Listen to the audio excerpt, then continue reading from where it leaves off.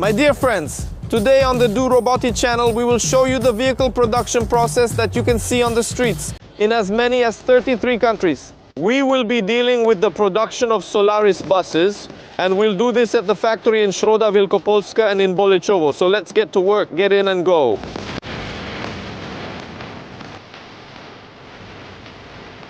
Solaris is turning 30 this year, and there are employees who have been working with us for almost that long.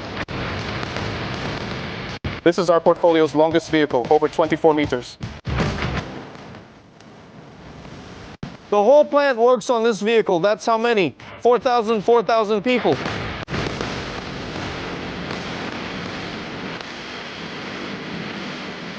Hi Marisha, hey, hello, welcome. We are at the Solaris factory in Środa Wielkopolska. Here we build buses from stainless steel, and every bus looks the same at the beginning. So we start with the profiles, which are delivered to this station by the warehouse. So is this our bus that we will later see fully assembled? Yes, exactly. From this we build every vehicle that we will see in the next hauls. Every profile that is cut by our laser has its own number, which tells us where in the bus that profile is located. All the profiles that are used here by us are practically made by ourselves. We really assemble everything like Lego blocks, from small parts to bigger and bigger modules, until the whole bus is created.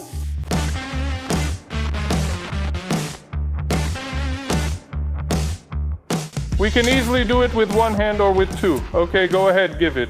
Go ahead, add it. Here or more? No. Here, and now all the way to the end. Aha, here you have a button that will make it so now and... Okay, I hold it like this here. Click, and all the way to the end until the machine starts to lift. There it is. Okay, and now you turn it over. The bending itself isn't complicated, you just have to remember. About the sequence of movements. Just like that. Cool.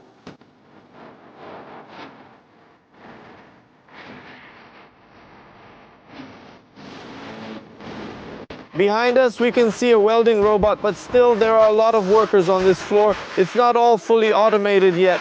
Exactly, people are still needed all the time. In reality, when it comes to welding, we can never prepare the parts perfectly, and besides, the robot also has limitations, like geometric ones. It simply can't fit into some places, but a person can manage. So if someone from the Robot Channel viewers is training to be a welder, there's still plenty of work. Yes, exactly, there's hope, time. You're welcome.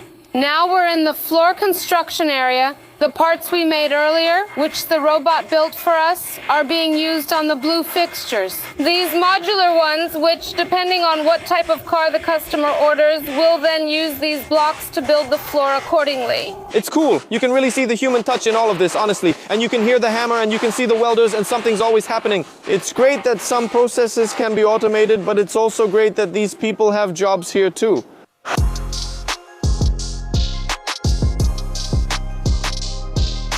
We're now at the rotation station. Here, the floor, which was made by a robot, for example, is being assembled, and the workers add metal plates that the robot isn't able to weld. They also add them in other places where the robot, for example, couldn't reach. Does every bus produced here by you go through all the stages we see behind us? In short, you could say yes, but these stages do differ for different buses. Because depending on what kind of drive we have, how long the vehicle is, the bus has to go through the appropriate stations, right?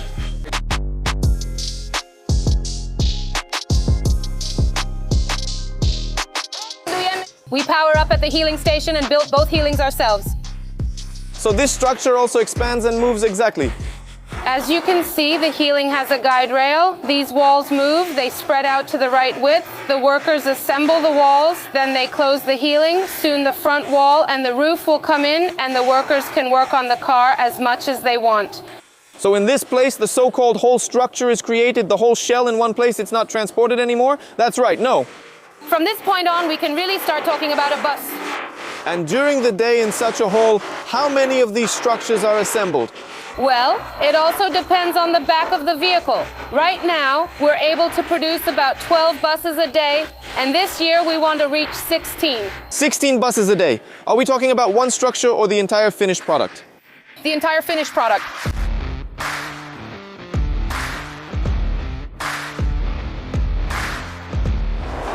Behind us, there are a lot of structures, both shorter and longer buses. And this brings up a question for me. Do you produce each of these buses for a specific customer?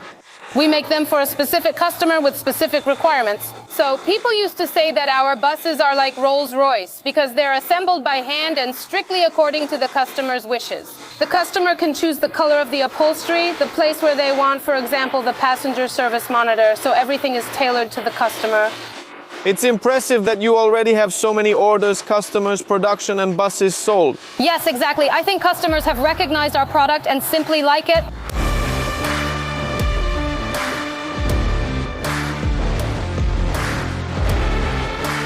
Now we are at the roof paneling station, which means that the sheet metal we saw at the very beginning of production actually ends up at this station.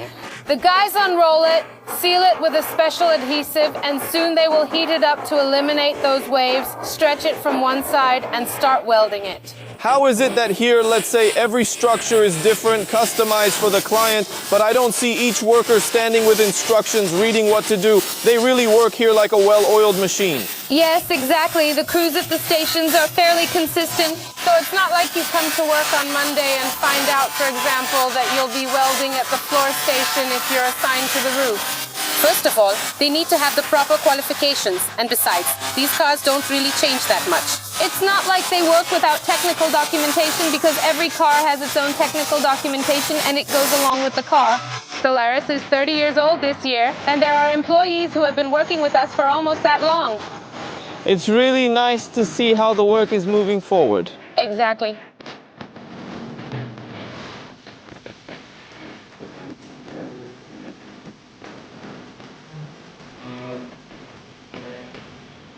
In this part of the episode, we talk a lot about building structures and welding, so I went to a welding school. With me is Mikhail. Welcome. Hello. Will you teach me how to weld? We'll try. That's what the school is for. That's what we teach here. New employees who come in without welding skills, we try to approach each one individually because everyone is different. We check their manual skills and how quickly they pick things up. This welding includes both welding and extra locksmith work. So it's like a welding school inside the company. You can come here to work, have some aspirations to become a welder, and you will teach them that. We will try as much as possible to pass on this knowledge. I'm an eager student. We'll see if I can handle it well. So let's get started. Yes, the clothing is here, the welding gloves are here. How long does basic training like this usually take before you can move on? Around a month or so. There are people who pick it up quickly, so we can shape a real gem in 2 weeks, but those are individuals rarely seen. Okay. Okay.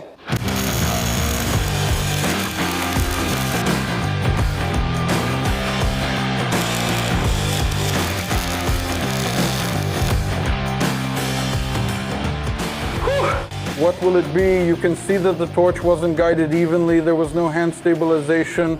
No. I think with this welding, it's a matter of 2 or 3 days, and there would be something we would already be able to weld it in the factory. Viewers often ask me on the Do Robotic channel what I would do if I didn't run the Do Robotic channel. I really like welding. I've had some experience with it a few times, maybe not in a professional way, but it's cool building structures, creating something. Not 4.5, you could say. Well, for a good start. To start, of course, leave a like here for Mr. Maikau under this episode. How does it look? Later, after I practice, I could become your employee, a welder. Do I have some, I don't know, global certificate or not? First, we immediately cut this sample and do tests in our office. If the sample is of the right quality, we issue our internal Solaris certificate, and then after the appropriate amount of time, you get an external certificate, an international one.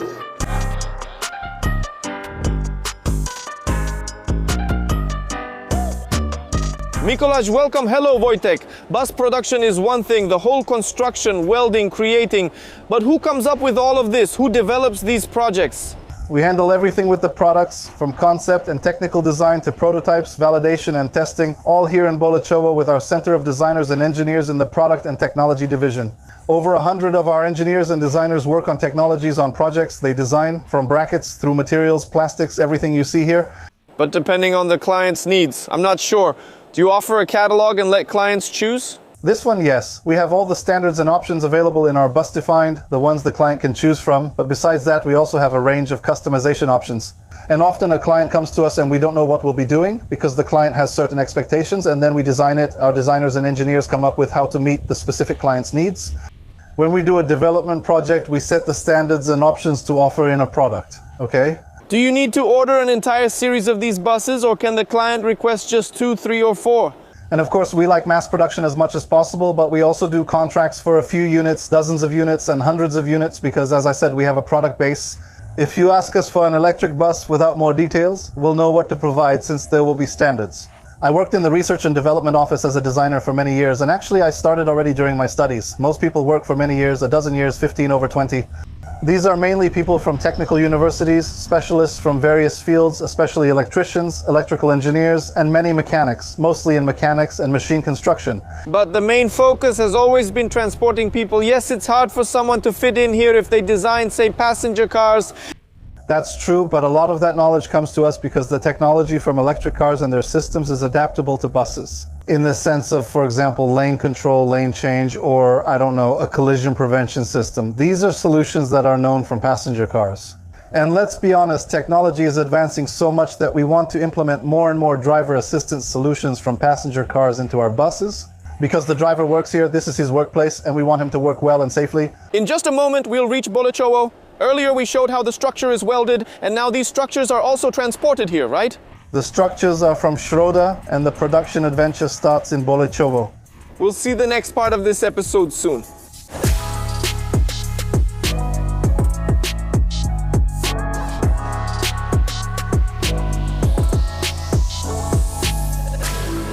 We've arrived in Bolechowo, where our headquarters, design office, and production are located. We left the car at the charging park.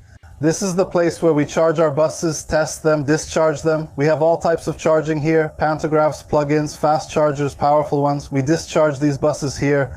This is also where we balance batteries, check functionality, verify operation, and run many tests as part of production. New batteries or products are introduced here too. This is our charging and verification center, which we need since most of our production now is electric or zero-emission buses, including hydrogen ones. Hydrogen is refueled at charging stations, but hydrogen buses can also use plug-in sockets to charge their batteries. From the outside, this bus stands out. Soon we'll show how the entire structure is put together. A moment ago we were in the factory where we were welding, let's say, this so-called shell, and soon we'll cover it with these beautiful elements. We already know how to charge them, we know how the system looks here, so let's check how these buses are built. On my way to the factory, I noticed something interesting, a double articulated bus, which is quite rare in Poland. Right? That's correct. This is the longest vehicle in our portfolio, over 24 meters, so it's quite a bus, something you don't usually see in Poland unless it's for testing, because officially they can't operate on Polish roads. However, there is demand for such a product in Europe and around the world. It's designed by us from start to finish. All 24 meters straight from Bolechowo. Here's this inverted pantograph, right? An inverted pantograph has rails on the bus and the pantograph on the pole, charging the bus from above. You can also use plug-in charging, but this method is known as fast charging. It looks a bit like a tram, doesn't it? Yes, this is what's called metro style, and again, this is our way of approaching the market. Namely, the front can be like this or classic, depending on what the customer expects. However, this type of product, specifically the 24-meter vehicle, usually comes with this front.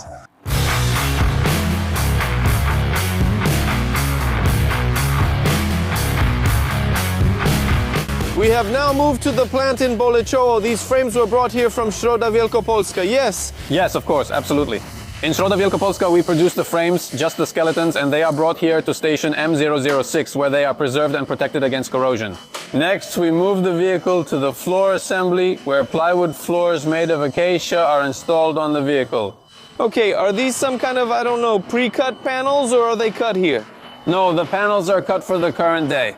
The company bought us modern CNC machines, and the panels are cut on these machines, then placed on the buses, secured and screwed in. And each vehicle, or let's say the frame, is moved further along every cycle, right? Yes, each frame is moved, we have timers, and on each timer we have 75 minutes per cycle. That's the cycle we have to fit into. The given operation must be completed within that time. At each workstation? At each workstation, so after 75 minutes, the given operations simply have to be completed, and then the car moves on to the next workstation. For such a 12-meter bus, we use about 30 meters. These plywood boards are specially sealed before assembly. The frame is additionally sealed with silicone, and only then is the plywood glued to the floor. This guarantees that no water or moisture gets in anywhere.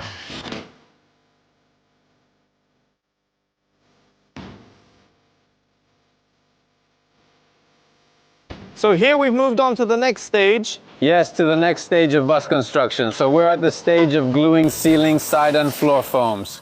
This is foam, felt, it's glued into the roof, it's for soundproofing the roof, and at the same time it provides insulation.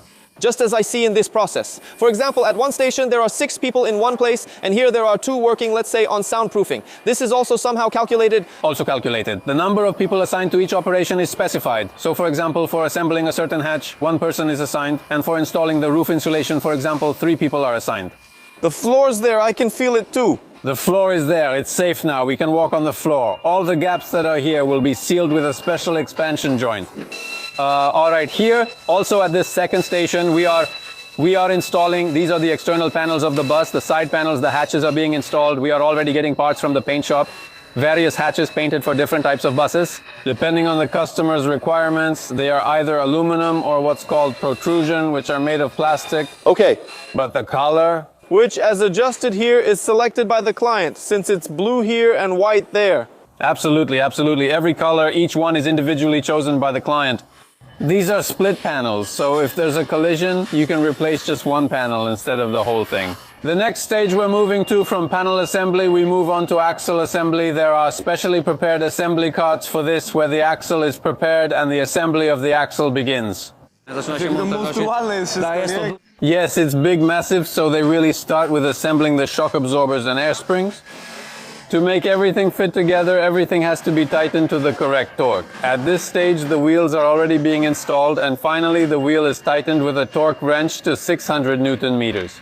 Once everything on this axle is tightened, quality control comes in and checks if all the safety measures are in place, if everything is tightened to the correct torque. Then the wheels are marked and installed, the car is accepted, and on its wheels it moves to the next station, which is already the maintenance stage. All of this has to be done within this 75-minute cycle.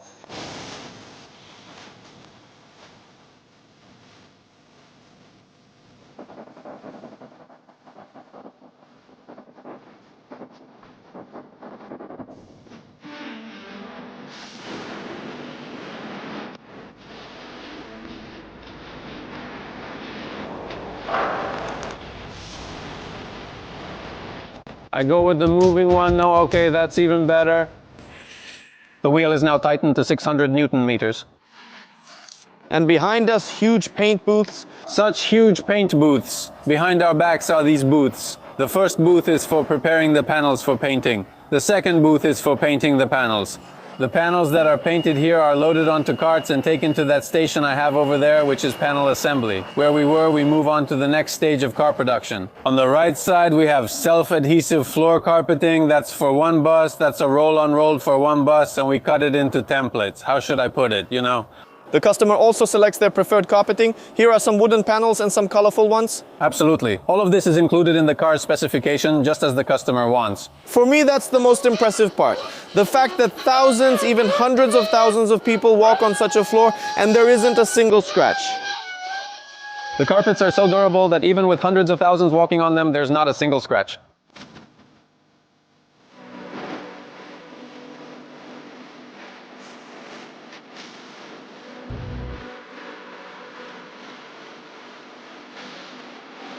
We're now on the bus roof, and I noticed more components being installed. What do we have up here these days? Nowadays on the roof, as you can see here, we have air tanks. Their job is to raise and lower the bus.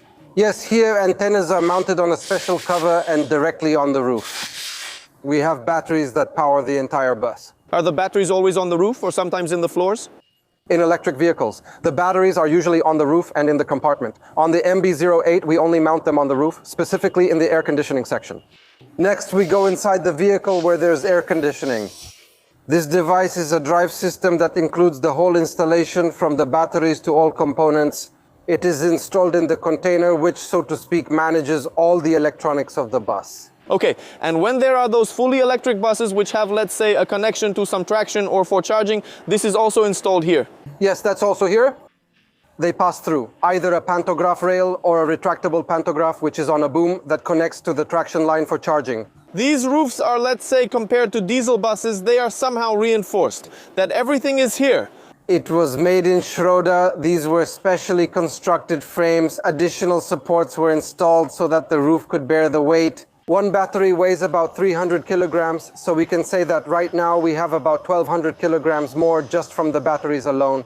The container weighs around 300 to 400 kilograms since its interior isn't very complex. So the structure still has to be more durable. There's about 2 tons just on the roof, maybe more. In this hall, components are assembled and articulated bus joints are installed on the roof. And here, dear viewers, you can write in the meantime if you ever had fun standing in an articulated bus when it was turning. Let us know in the comments or leave a like.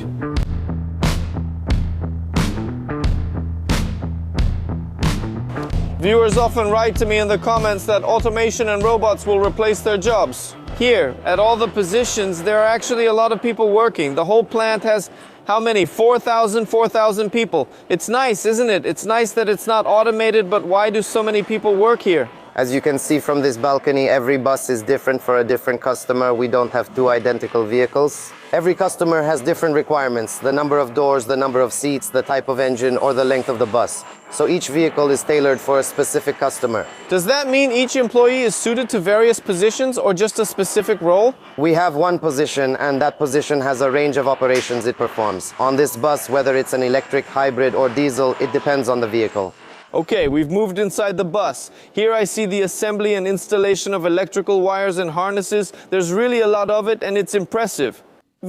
All kinds of plugs. What is all this for? Here are switches for the destination boards and passenger information system. Interesting things like those now installed in buses. We have AED defibrillators and blind spot radars around the bus, traffic sign recognition, and even breathalyzers. A new regulation has taken effect, imposing stricter safety measures on these vehicles. And passenger counting should also... And counting passengers. Yes, and all of this is installed here. Approximately how many meters or kilometers of wires are there in such a bus? It depends on the model and the customer's order, but it's from several dozen kilometers per bus. A dozen or so kilometers of wires in one bus. We can see all these bundles. We can see the wires hanging here from these boxes, let's say on the left and right side. There's really a lot of it. On the bus, we miss how nice it is because everything's already closed up. No, dear viewers, you probably know diesel buses. What do they have in the back? An exhaust pipe, a big engine, everything shakes and moves. But here we get in and what? We have electric installations. Yes, here we have our new modular drive. Here we have the converter that powers the air conditioning, the burner from the traction motor, the charging port, and here the high voltage distribution panel. And that's everything that's here, let's say? At the back of the autobus, yes, we took the second part of this drive up onto the roof. As you can also imagine, dear viewers, or recall from memory what used to be mounted at the back, those huge diesel engines, here we have a 3-phase motor that drives this whole bus. Yes, here we have the drive shaft. The drive shaft then goes to the axle, and on the axle there's a differential mechanism. The spool starts up and the bus moves. So this one, for example, is powered only by the rear axle. Right. What is the power of such an engine? It's somewhere comparable to a diesel bus, so around 300 horsepower. 300 horsepower. Okay, that's what we can get out of such an engine. We are now at the seat assembly station. As you can see, this has already been installed here. They come as ready-made components. Yes, these are ready-made plastic castings. It depends on the type of seat the client wants. We have standard city seats, but our 15-meter buses offer more comfortable seats for long trips, even with tables.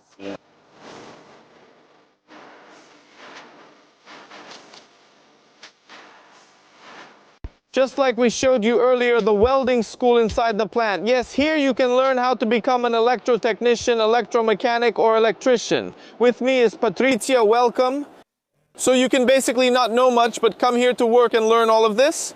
Exactly. What really matters is your willingness. And here we train everything. The training covers both theory and practice. We also recruit people from the external market. So we have a lot of tools here. We also have a module, a prototype of a bus, a small section where young people or those who want to change their profession come here and they gain all this knowledge on every topic. Exactly. They can see the assembly like the seats, electrical system, and how the harnesses connect. All this takes place here in the production training center. If someone lacks the knowledge but wants to learn, who exactly are you seeking for this job? Actually, people who are willing to learn, of course. Some technical skills are also key and important. And above all, as I already mentioned, the willingness to learn. If someone is willing, we will train anyone. How long does training take and what's the process? in general? Actually, the training takes place in 2 stages. There's a theoretical training right here in this room, a 3-day theoretical training. In addition, there is also practical training already at specific workstations under the supervision of specialized employees. And how does it look when it comes to salaries in your company? The salary consists of 2 parts. The base salary, which is the fixed part, and the variable part. Here we're talking about a bonus up to 10%. Okay, and that all depends on the position as well, of course. About which position we're talking about, you can always visit our website. All the information is there, who we're looking for, what experience is needed, and the required skills. Send in your resume. Because the recruitment process, maybe I'll mention this too, mainly consists of 3 parts: submitting your resume through the application form, a phone interview, and a recruitment interview. Great. A lot of viewers are watching this episode and learning about the different processes involved in bus production, but as you can see, people are needed at every stage of the process. So if you're looking for a job and you don't know anything about this yet, you can learn it here. All the links are in the description. So let's get to work. Let's get to work.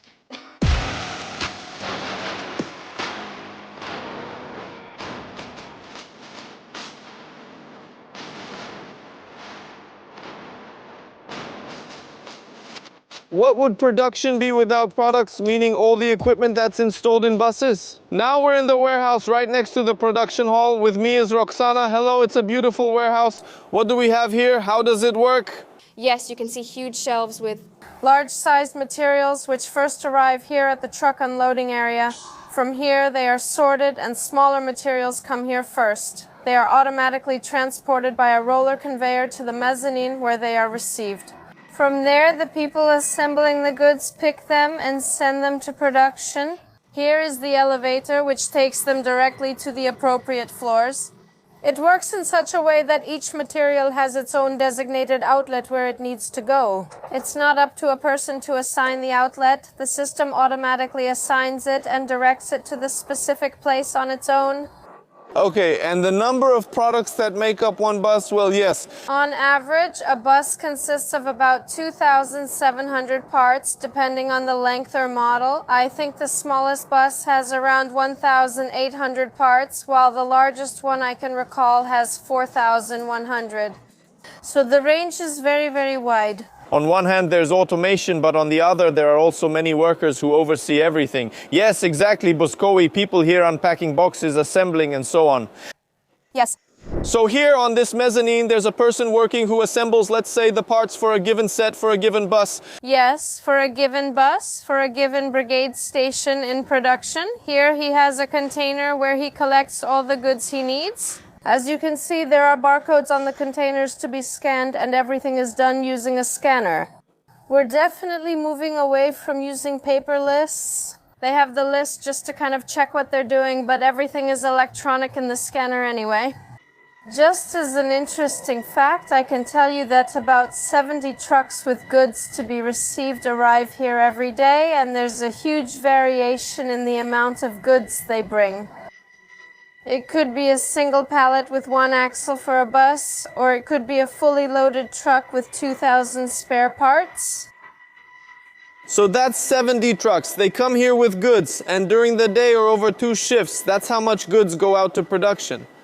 Yes, on average about 13,000 parts leave from here, as you can see. The scale is huge, isn't it? Yes, 13,000 parts, and an average bus is made up of 2,000. Yes, exactly, so we can assemble quite a few buses from that. Yes, as you can see, a lot. My dear friends, another haul, this time in this outfit. Why am I dressed like this? It's definitely not a paint shop. What is this place and what happens here? Kuba will explain. Welcome. Hello Wojtek, hi. We are in the hydrogen hall. This is actually a new facility. We built it especially 2 years ago. Here we actually do everything, from leak testing, installation, to cylinders, to starting up hydrogen cells. That's why we needed a rather private place for this, which is this hall. In short, viewers already know what these vehicles are: electric buses, combustion engine, hydrogen, and how they work. In short, the operating principle is similar to an electric vehicle. The hydrogen fuel cell works on the principle, actually the whole bus works on the principle that we have a cell that constantly generates energy for us. So in reality, it's a bus with its own power plant on the roof, thanks to the fuel cell. Okay, and how do you charge it? As the name suggests, it's hydrogen under high pressure. And that's what we're doing here, to test it, yes! Yes, here we do the initial rinsing and installation, because the receivers, when they come to us, aren't completely clean, nor is the installation itself, and the cell is actually quite delicate. and we need a long process for that. And the outfit I'm wearing now is of course just for demonstration purposes, but normally when you refuel these buses you wear something like this. Why is that? You know, here every move we make, every piece of clothing you wear causes static electricity, and as we know, hydrogen is very, very explosive. I'm wearing clothes with this cool symbol. I don't have to dress as nicely as you. We have to carry detectors with us, which you'll also be equipped with for your own safety. Unfortunately, as we know, hydrogen is lighter than air, odorless and invisible, and it also burns with a flame that's invisible to the human eye. If you want, I invite you upstairs. I'll show you what the hydrogen installation looks like. So let's go. We're now actually in the very heart of our hydrogen bus. Here we see a complex, in this case of a new type, of 7 cylinders. These cylinders are characterized by having a composite structure, and compared to the previous cylinders, they are lighter. These cylinders hold about 55 kilograms of hydrogen. For an 18-meter bus, that's enough to charge the batteries and keep them running for about 500 to 600 kilometers. A full charge, full power before these batteries run out. Where does this hydrogen go? This hydrogen goes into this cell. This is the entire hydrogen cell. In this case, a stronger version, 100 kilobarov. The hydrogen goes from here into the cell. And these orange cables are our energy outlets to the traction motors. This bus runs, produces only water, and really doesn't have any emissions. Braking is done through recuperation by the electric motors, so there is no wear of dust or brake pads. Everything lasts longer. It all sounds like a perpetual motion machine, almost mobile, because everything works in one system, of course, and you still have to refuel it. Sounds great. We're breaking all the records. Last year we produced exactly 303 vehicles, which is a record for our company. Let's hope this trend continues. So that's one hydrogen vehicle produced per day. More or less. From start to finish, you know, we don't do everything here, just the hydrogen installation itself. But I think that's still a very good result, and we'll try to improve it.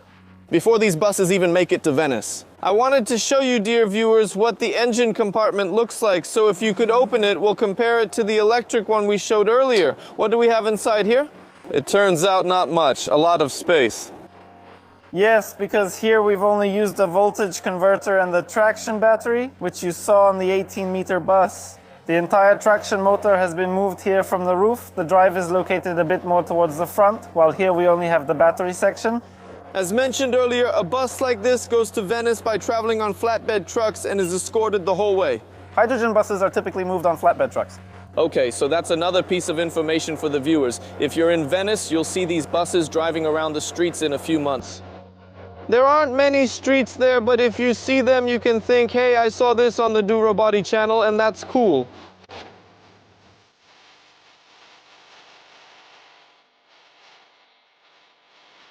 We're riding in a finished bus now, and we're here together with Angelica.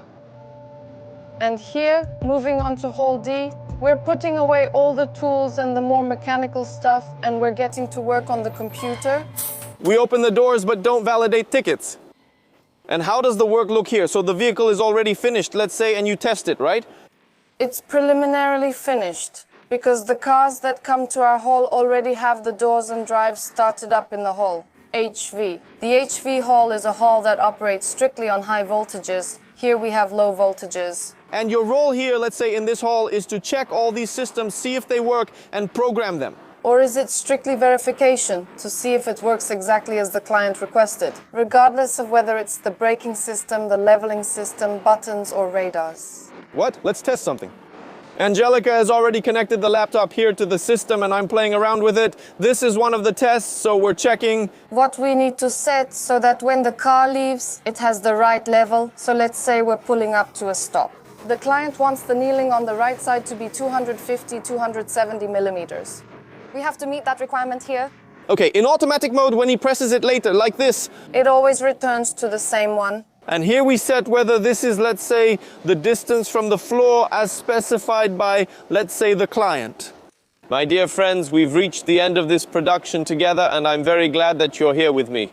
Now you'll be traveling around Europe, 33 countries, 850 different cities where these buses operate. You'll be walking the streets of these cities and saying, Solaris, Solaris. I saw on the channel how this bus was made, from a sheet of metal to the finished product, and I'm really happy about it. Be sure to leave a comment under this episode. Give us a thumbs up, and of course we're bringing back our can. Since today I showed you different tasks in this factory, the whole process, I'll rate my work. As a welder, I'll put 300 zlotys into the can. The rating from the gentleman was 4.5, but I value it at 300. it goes into the can. Of course, what about this money? Well, you probably already know from previous episodes. If you don't, be sure to check them out. And we're getting on the next bus and getting to work. Be sure to subscribe to the Do Roboti channel.